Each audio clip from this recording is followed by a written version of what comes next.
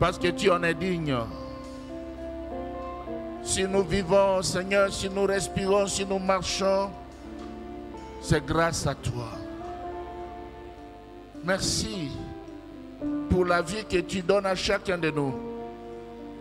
Merci pour la protection. Et merci pour ta parole, Seigneur. Ta parole qui est au-dessus de tout. C'est par elle, Seigneur, que l'homme existe. Nous te prions, Père, de bénir cette parole dans nos cœurs. Tout pour ta gloire au nom de Jésus. Amen. Shalom, shalom. Nous ouvrons nos Bibles dans 2 Rois, chapitre 1. Et nous lisons les 2 premiers versets.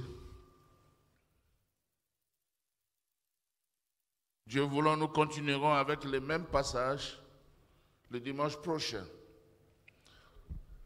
Moab se révolta contre Israël après la mort d'Akab. Or, Akazia tomba par les treillis de sa chambre haute à Samarie. Et il en fit malade.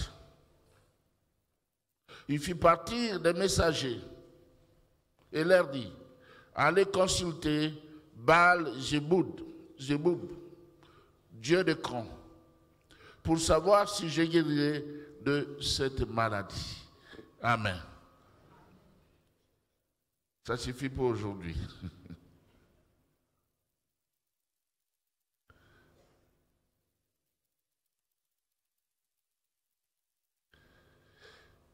Eh bien, bien-aimés dans le Seigneur, Dieu s'exprime de différentes façons. Interpellant les Romains, dans Romains chapitre 1, versets 19 à 20, la Bible dit: car ce qu'on peut connaître de Dieu est manifeste pour eux, Dieu le leur ayant fait connaître. En effet, les perfections invisibles de Dieu, sa puissance éternelle et sa divinité se voient comme à l'œil. Depuis la création du monde, quand on les considère dans ses ouvrages, ils sont donc inesquisables. Amen. Donc, même quand on voit la nature, on voit les eaux qui passent, les fleuves, on voit la mer. Quand on voit les forêts, on voit les créatures. Ça, c'est un langage de Dieu. Personne ne peut dire que Dieu n'existe pas. Tout ça prouve qu'il y a quelqu'un qui est à la base de cela. Ce n'est pas le Big Bang. Non, non. Quelqu'un est la source de tout cela. C'est Dieu. Dieu nous parle tous les jours, de diverses façons. Puis la Psaume 19, verset 2, la Bible dit: les cieux racontent la gloire de Dieu, et l'étendue manifeste l'œuvre de ses mains. Le thème de mon message ce matin est le langage de Dieu. Le langage de Dieu.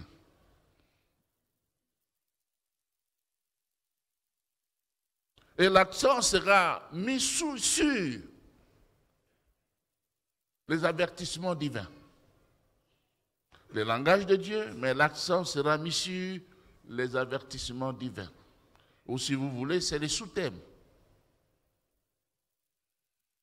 Un avertissement, c'est le fait d'attirer l'attention de quelqu'un. C'est le fait de l'appeler à la prudence. C'est ça, un avertissement. Et notre message est réparti en 3 points. Le premier point, c'est l'avertissement extérieur. Le second point, c'est l'avertissement plus personnel. Et le dernier point, c'est le but des avertissements.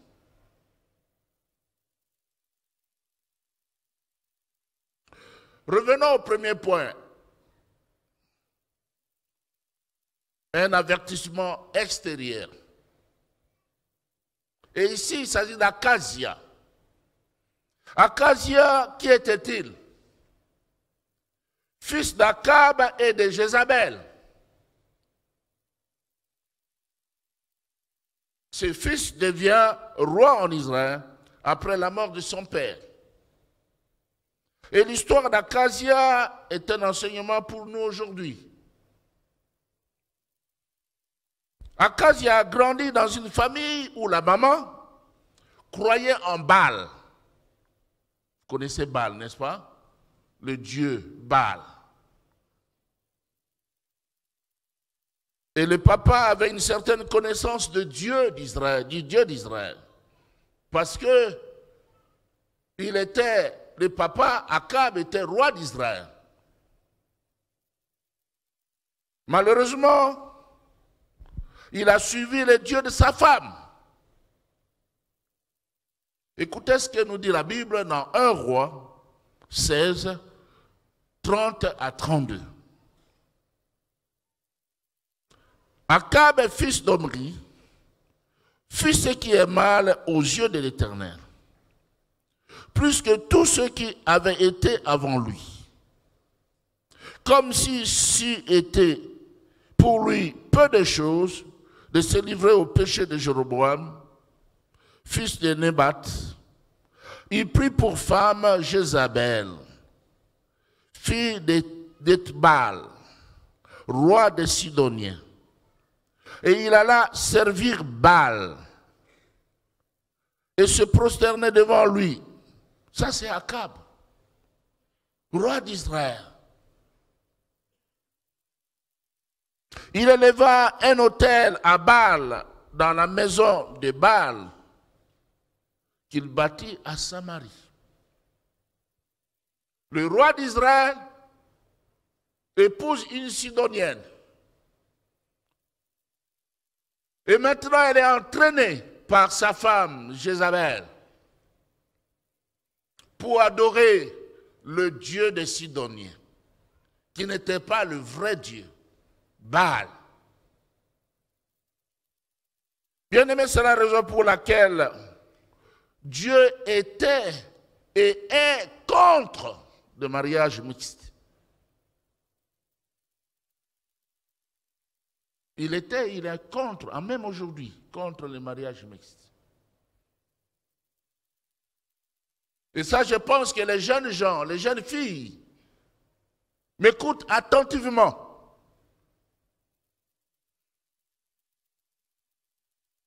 Parce qu'après, il y a des conséquences. Il y a des conséquences. Dans Deutéronome 7, verset 3, le Seigneur dit, tu ne contracteras point de mariage avec ces peuples. Tu ne donneras point tes filles à leurs fils. Tu ne prendras point leurs filles pour tes fils. Car ils détourneraient de moi tes fils, qui serviraient d'autres dieux. Et la colère de l'Éternel s'enflammerait contre vous. Il te détruirait promptement. Vous voyez, Akazia, fils d'Akab et de Jézabel, a vécu dans cette ambiance, dans cette culture. La culture de syncrétisme, la culture de mélange. Et quand on mélange Dieu, le vrai Dieu, avec les faux dieux, souvent les vrais dieux se retirent pour laisser la place aux faux dieux. Ils n'acceptent pas de mélange. Bien-aimé, la culture dans laquelle nous croissons devient notre façon naturelle de vivre. Ainsi, pour Akazia, Baal était son Dieu. C'était clair. Parce que son père avait laissé son Dieu, le Dieu d'Israël, pour construire les temples de Baal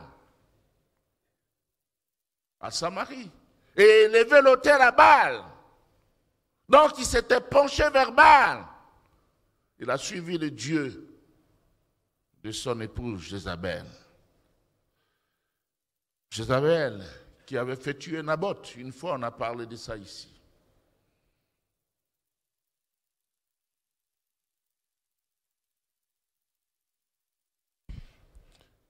Bien-aimé, ainsi pour Akazia, Baal était son Dieu, d'où il déplut à l'Éternel.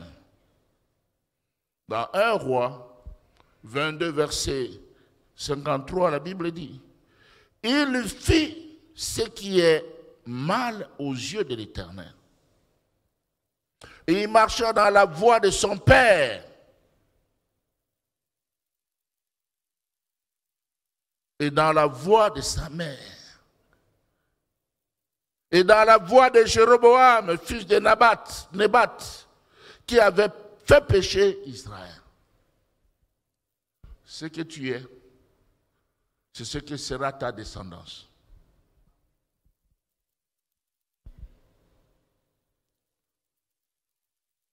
Souvent,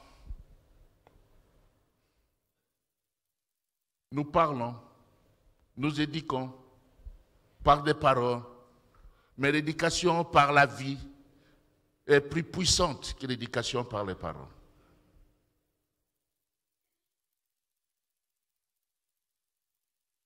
C'est une culture. Tu as un pied dedans, un pied dehors, quelqu'un a dit c'est toujours dehors. Akazia n'a fait que suivre les traces de ses parents. À un certain moment, il a voulu s'associer avec Josaphat, un craignant Dieu, mais cela n'a pas abouti. Cela n'a pas abouti. Vous pouvez lire chez vous à la maison dans 2 Chroniques 20-35.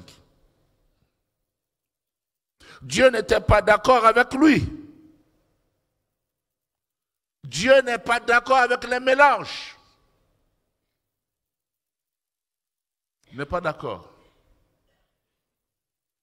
Il y a des gens qui vivent dans cette ambiance, des mélanges, des coutumes païennes avec la vie chrétienne. Des mélanges. Dieu n'est pas d'accord avec cela. Ainsi, Dieu permet à Moab de se révolter contre Akazia. Moab ayant été soumis par David dans le temps. Pour comprendre cela, vous pouvez aussi lire dans 2 Samuel 8, verset 2. David, en son temps, avait soumis les Moabites. Ils étaient sous le contrôle de David. Et ils ont toujours cherché à se révolter. Et cette fois-ci, ils se révoltent contre Moab. Dieu permet cela, contre Akazia. Eh bien, cette révolte de Moab était un avertissement extérieur de Dieu. Dieu a voulu avertir Akazia par cette situation.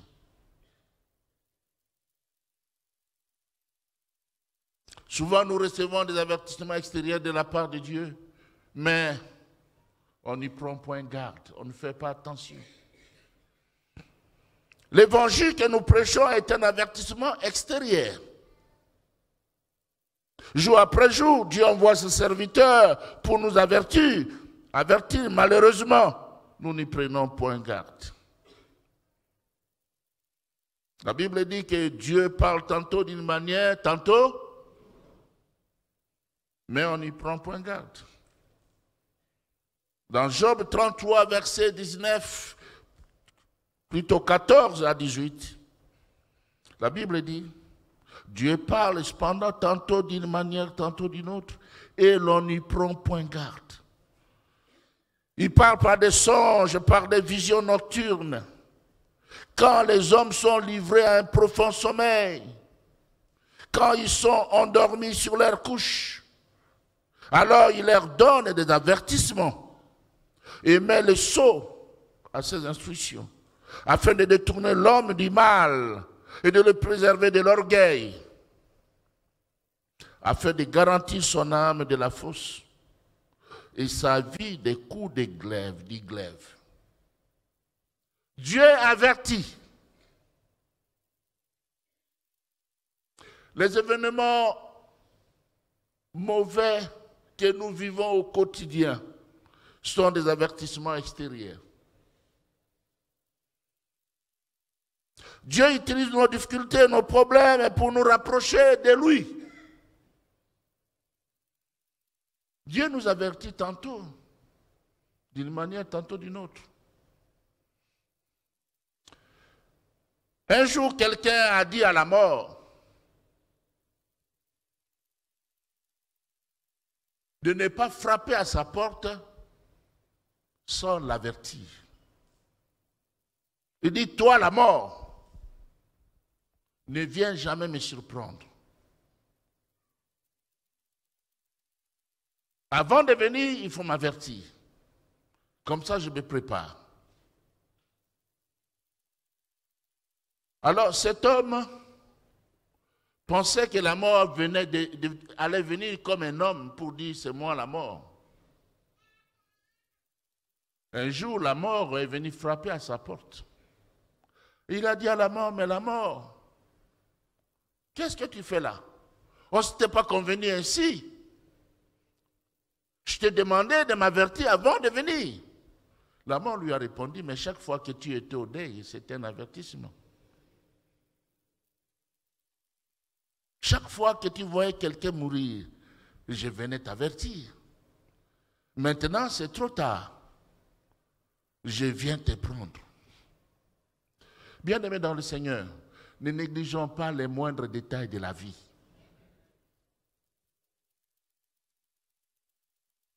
Et que le Seigneur nous donne un esprit de discernement en toutes choses. On ne peut pas être comme une poule qui quitte le poulailler, qui va picoter par-ci par-là et revient le soir au poulailler. Non, non. L'homme, quand il se lève le matin, il dit merci Seigneur. Tu m'as gardé la vie, je te bénis. Seigneur, occupe-toi de moi, occupe-toi de cette journée, dans les plus petits détails de ma vie. On lit la Bible et on prie. La Bible dit que même un chien, le chien connaît son maître.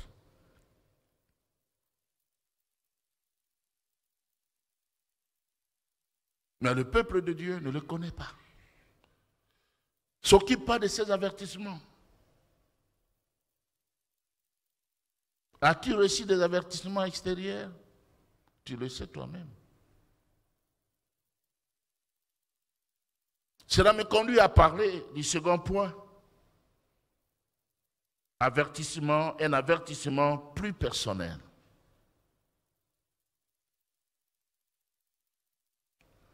Après la révolte de Moab, qu'est-ce qui se passe? Akaz tombe par les treillis de sa chambre haute et il en est malade. Une maladie qui ne guérit pas.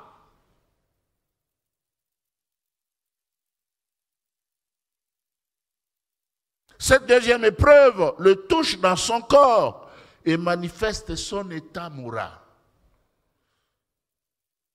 L'angoisse de l'homme sans Dieu, face à la mort, s'empare de lui.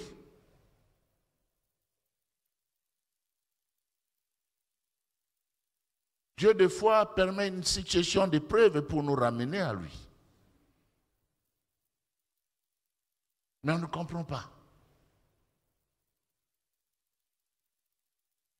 Dieu avait un plan pour Israël. Et le roi d'Israël devait se mettre dans la pensée de Dieu. Malheureusement, il y a eu Akab et Akazia, et même des Jéroboam, qui n'ont pas fait la volonté de Dieu.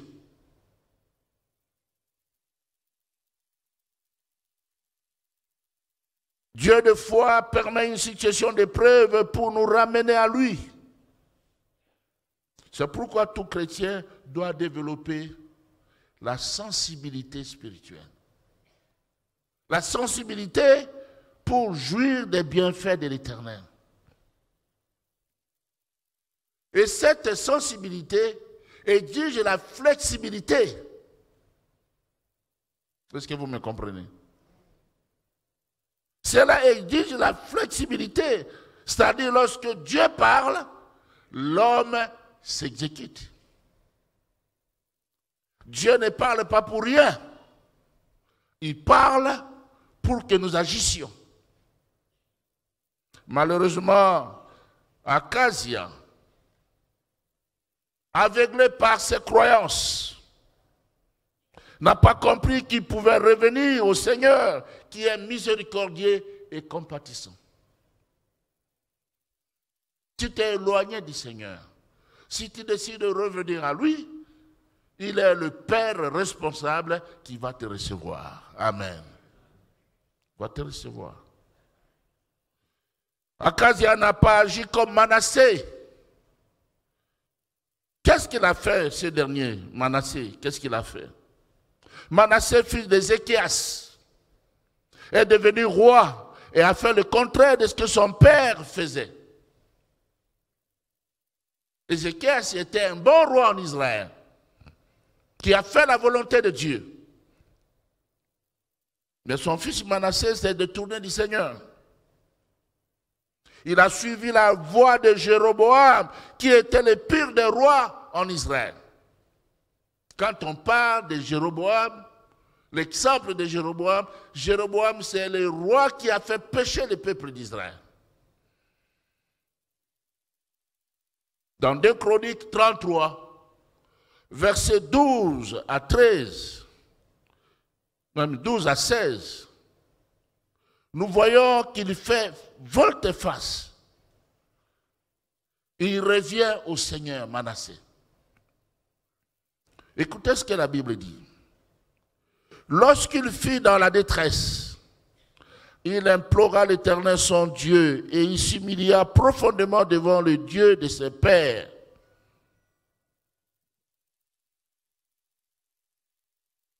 Il lui adressa ses prières et l'Éternel, se laissant fléchir, exauça ses supplications et le ramena à Jérusalem dans son royaume. Alléluia.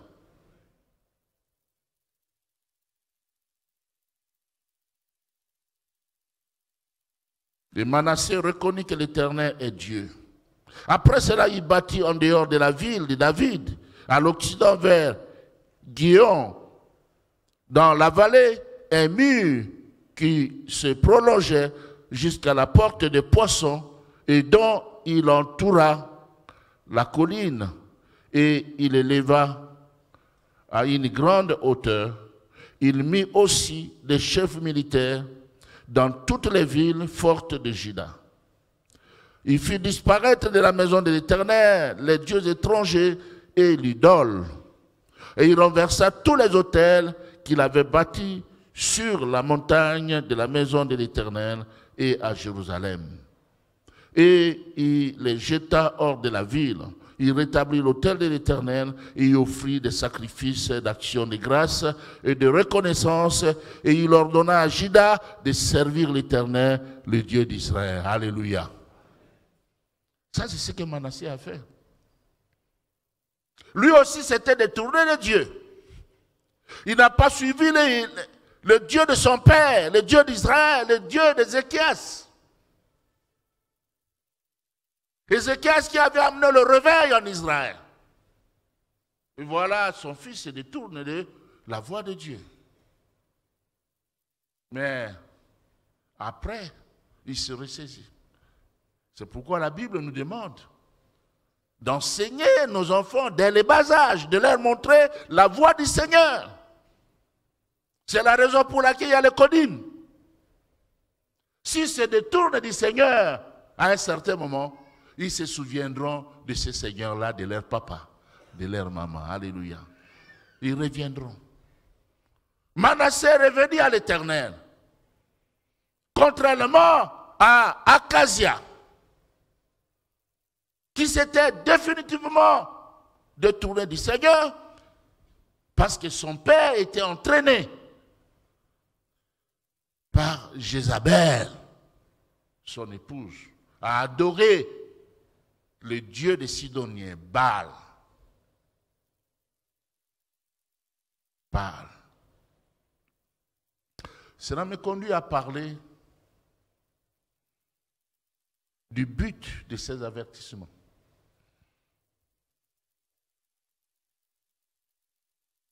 Pourquoi Dieu envoie ces avertissements? Pourquoi a-t-il envoyé ces avertissements à Acasia?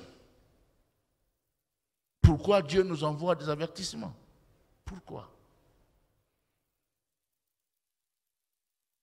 Les avertissements de Dieu doivent nous pousser à nous détourner du mal et à nous tourner vers le Seigneur. C'est ça le but. Quitter le terrain du mal pour se retrouver sur le terrain du Seigneur. Quitter le terrain du diable pour se retrouver sur le terrain de Dieu.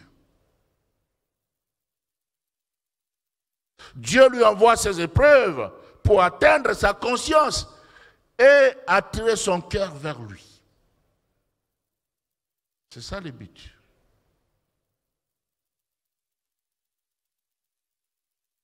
Dans Ézéchiel 18, verset 32, la Bible dit, « Car je ne désire pas la mort de celui qui meurt. » Peut-être que quelqu'un meurt déjà ce matin. Je ne désire pas la mort de celui qui meurt, dit le Seigneur, l'Éternel. Convertissez-vous donc et vivez. Convertissez-vous donc et vivez.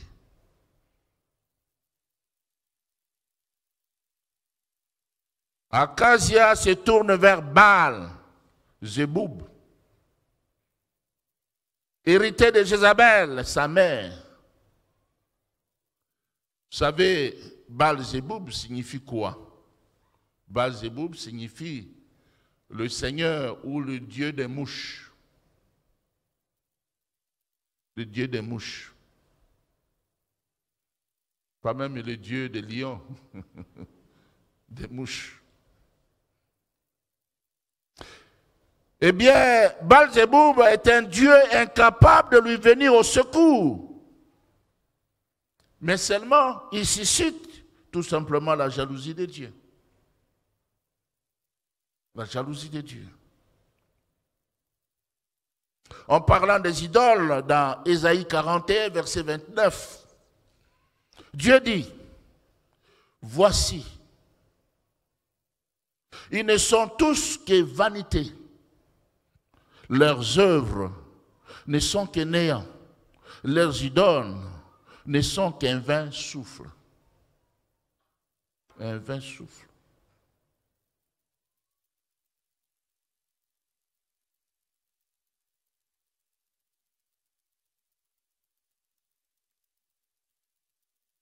Le souci de Dieu, c'est que l'homme revienne à lui. Mais très souvent, l'homme se détourne de Dieu. Si on ne se tourne pas vers des idoles, mais laissez-moi vous dire qu'on se tourne quand même vers des idoles. Il y a des idoles. On a un problème. Au lieu de se tourner vers Dieu, on voit vite l'oncle. On voit vite les grands frères. On voit vite la tante. On voit ce monsieur-là qui peut nous aider.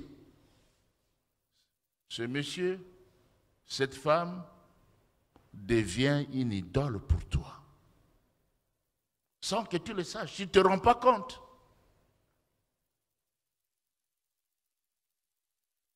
Cela devient une idole pour toi.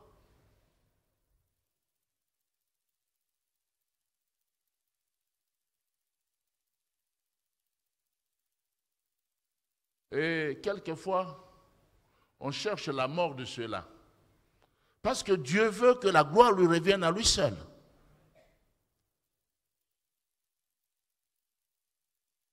Vous savez, la Bible nous dit les jours de la mort du roi Osias. Ésaïe vit la gloire de Dieu. Le roi Osias, c'était un grand roi. Un roi glorieux. Et Ésaïe, la tradition nous dit qu'Ésaïe était de la famille d'Osias. Il connaissait la gloire d'Osias.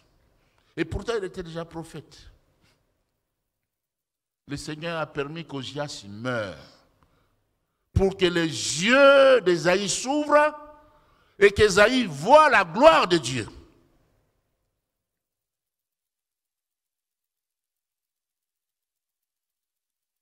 Quelquefois, on peut chercher la mort de quelqu'un parce qu'on voit sa gloire. Mais il faut que la personne soit tuée dans notre cœur. Non, je l'oublie. C'est Dieu.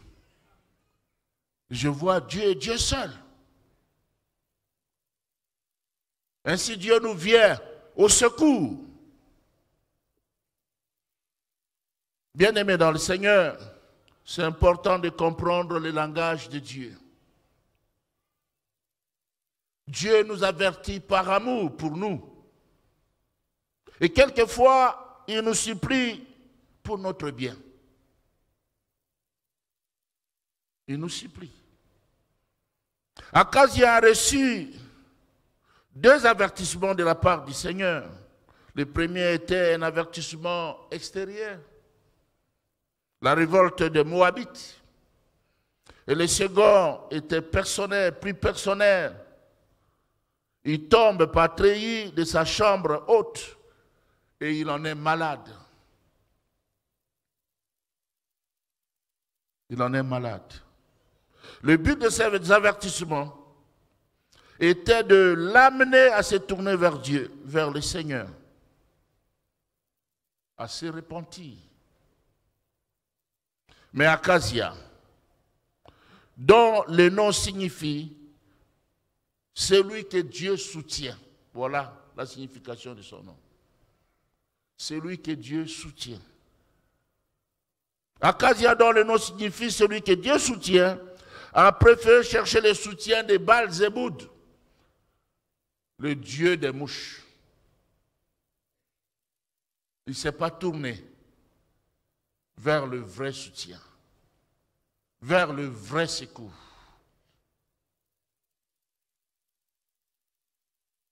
Il s'est tourné vers Baal-Zéboud pour son propre malheur. Et nous verrons cela dans la suite. Amen. Nous allons prier.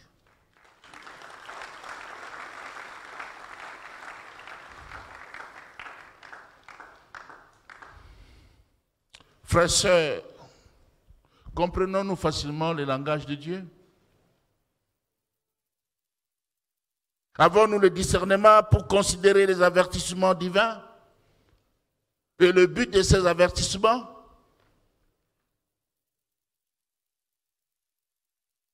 Frères et sœurs,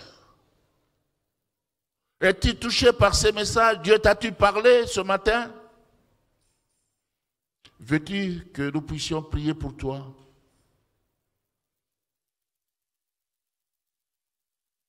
Si oui, tu peux lever ta main là où tu es.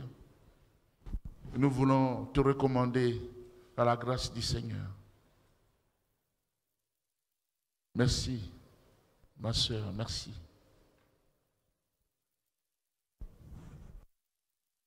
Merci. Que Dieu vous bénisse. Merci. Levez bien haut votre main, mon frère, ma soeur. Merci.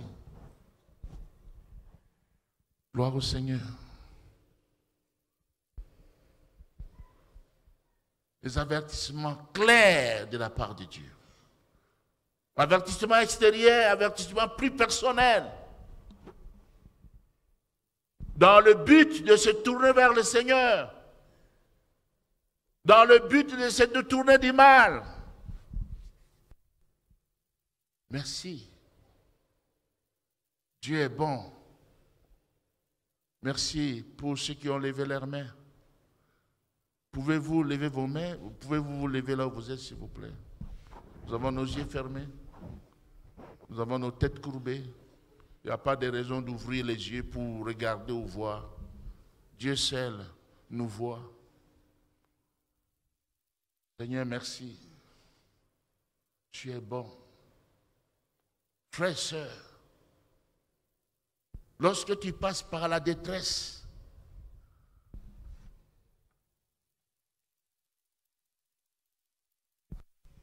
à quoi tu penses? À quoi tu penses? Quelle est ta première réaction? Quelle est ta pensée? Dieu est jaloux. Il nous veut pour lui seul.